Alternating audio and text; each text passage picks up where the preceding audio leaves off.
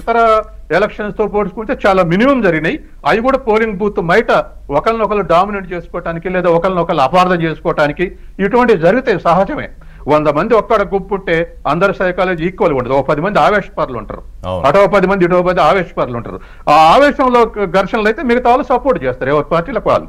మొన్న జరిగింది అది తప్ప పోలింగ్ బూత్ల జ్వరబడి ఈవీఎం ని హైజాక్ చేసిరు అనేటువంటి కంప్లైంట్ ఎక్కట్లేదు, బయట లేదు లోపట లేదు. కాబట్టి ఇవి ఆరోపణలు చేసుకుంటారు, సహజమే. అది రాజకీయ పార్టీల హక్కు, రాజకీయ పార్టీల యొక్క వ్యూహం. రైట్.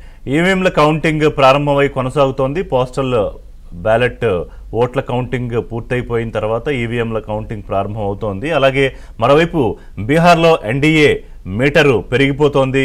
ఇప్పటికీ అంటే 122 మ్యాజిక్ ఫిగర్ కావాల్సిందైతే ఇప్పటికీ ఎన్డీఏ 100 చోట్ల 100 స్థానాల్లో ఆధిక్యత చూపిస్తోంది.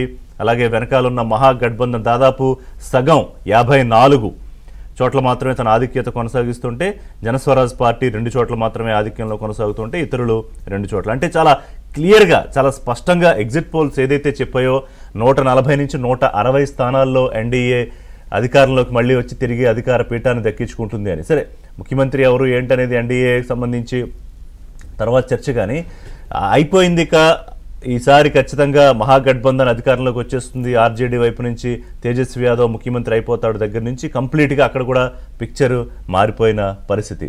దీని మీద ఏమన్నా కామెంట్ చేస్తారా సామా రామ్మోహన్ రెడ్డి మీరు? ఎందుకంటే కాంగ్రెస్ పార్టీ అలాగే ఆర్జేడీ చాలా ప్రెస్టీజియస్గా తీసుకున్నాయి, ఒకవైపు చాలా పాజిటివ్ వేవ్ కూడా వచ్చింది మీ వైపు. అంటే రిషి గారు ఇప్పుడు బీహార్ ప్యాటర్న్ చూస్తే మనకు ఏమర్థం కావాలంటే, వాళ్ళు 1,50,000 కోట్ల బడ్జెట్ ప్యాకేజ్ ఇచ్చారు పోయినసారి. ఓకే, ఎన్నికల హామీలు వాళ్ళ మేనిఫెస్టో అనుకోండి, ఏదని అనుకోండి. 1,50,000 కోట్ల దాంట్లో వాళ్ళు 15 పైసలు కూడా చేయకపోయినా మరి ఈరోజు రిజల్ట్స్ అనేటటువంటిది ఎవరిది? హామీ ఇచ్చి చేయకపోయినా కూడా ఉన్నటువంటిది ఉంది. కానీ మేము ఇంకా హామీ ఇచ్చి చేస్తున్నప్పటికీ మా యొక్క గ్రాఫ్ అనేది తెలంగాణలో ఖచ్చితంగా పెరిగే ఉంటుంది.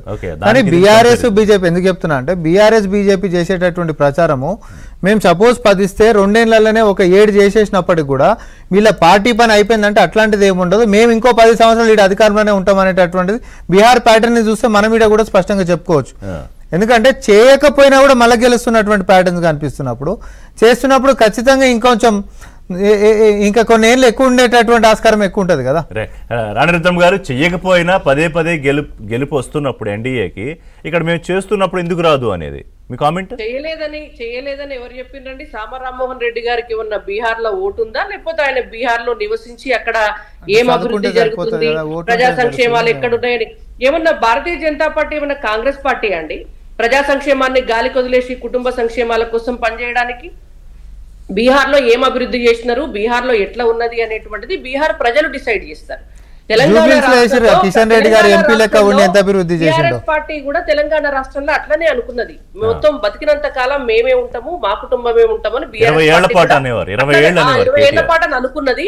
వాళ్ళన్నా 5 ఏళ్ల తర్వాత 2వ దఫా అనుకున్నారు. కానీ కాంగ్రెస్ పార్టీ వాళ్ళు ఇప్పుడు 2 ఏళ్లు కాకముందే అనుకుంటున్నారు. కాబట్టి డెఫినెట్ గా నెక్స్ట్ అసెంబ్లీ ఎలక్షన్స్ వచ్చేసరికి ప్రజలు కాంగ్రెస్ పార్టీని కూడా అట్లనే ఇంటికి పంపిస్తారు. ఇవాళ బై ఎలక్షన్స్ లో ఓట్లు పడ్డాయో పడలేదో మనకి ఇంకా తెలియదు. ఇంకా ఏమంటారు, ఎగ్జిట్ పోల్స్ ని బట్టే మనం అనుకుంటున్నాం. ఒకవేళ బై ఎలక్షన్స్ లో గనక వాళ్ళు ఒకవేళ గెలిచినా కూడా ఇదే రెఫరెండం అని వాళ్ళు భావిస్తే డెఫినెట్ గా ప్రజలు వాళ్ళకి సమాధానం చెప్తారు. నేను ఇనీషియల్ గానే ఒక మాట చెప్పినాను, నిజంగా అజారుద్దీన్ గారికి మంత్రి పదవి ఇవ్వకపోతే, నిజంగా ఓటుకు 2,500 పంచకపోతే, గెలిచి ఉన్నట్లయితే కాంగ్రెస్ పార్టీకి ఓట్లు పడ్డట్లయితే మనము యాక్సెప్ట్ చేస్తాం. బాగుంది కావచ్చు అని యాక్సెప్ట్ చేస్తాం. వాళ్ళ వల్ల కాలేదు, వాళ్ళ వల్ల కాకనే ఈ కొత్త ప్రతిపాదన సరే. ఎన్నికల్లో ఎవరు ఏ వ్యూహం అవలంబించినారు అనేటువంటిది అది వాళ్ళ పార్టీ ఎజెండా, వాళ్ళ పార్టీ మేనిఫెస్టో. మేము వాళ్ళు అనుసరించినటువంటి వ్యూహాలను మేము తప్పు పట్టట్లేదు. కానీ వాళ్ళకి అభివృద్ధి అనేటువంటి దాన్ని పక్కన పెట్టి ఇటువంటి వ్యూహాలను ఎంచుకోవాల్సినటువంటి పరిస్థితి ఏర్పడ్డది అని అంటే ఇవాళ ప్రజల దగ్గర వాళ్ళకి ఆమోదం లేదు అనేటువంటిది వాళ్ళకి అర్థమవుతుంది. వాళ్ళకు వచ్చినటువంటి సర్వే రిపోర్ట్లలోనే కాంగ్రెస్ గెలిచే పరిస్థితి లేదు అనేది అర్థమై ఇవాళ ఇట్లాంటి